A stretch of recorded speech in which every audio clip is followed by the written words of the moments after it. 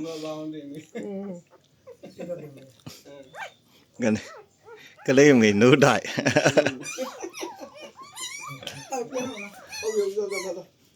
ကျမတော့ကလေးတွေနိုးတိုက်မှာဆိုလို့ပုံအိမ်နေဘေးရောက်သွား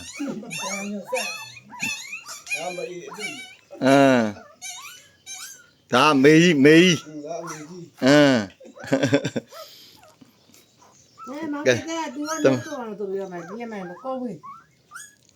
ကဲသမီးရမွေးထားတော့မြီးလေးတွေနိုးတိုက်ဂျက်ကီကိုသားသမီးကိုလာပြီးတော့ကြည့်လေ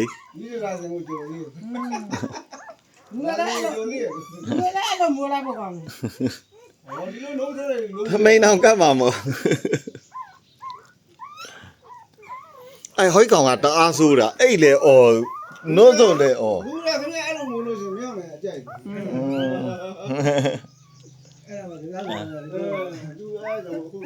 မိမတော့ယောက်ျားလေးတယောက်မိမ၄ယောက်ယူခိုင်းဒီကောင်ကတော့ဟိုကောင်တအားဆိုးတာ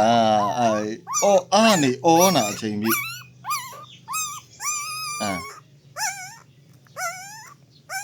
ဟဲ့ငါပစိုးကြီးဒီမရောက်သေးဘူးစွာနေဘုံကောင်တော့မှာပဲကွာအပြင်းတော့လည်းဆက်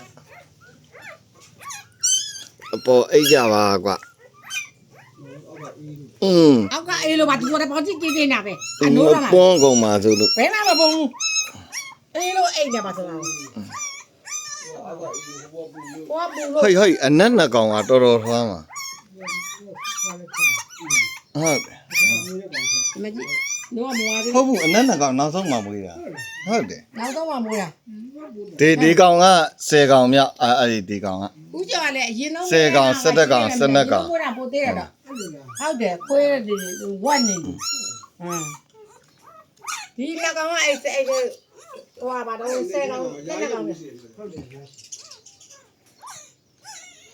ဟုတ်ခွေး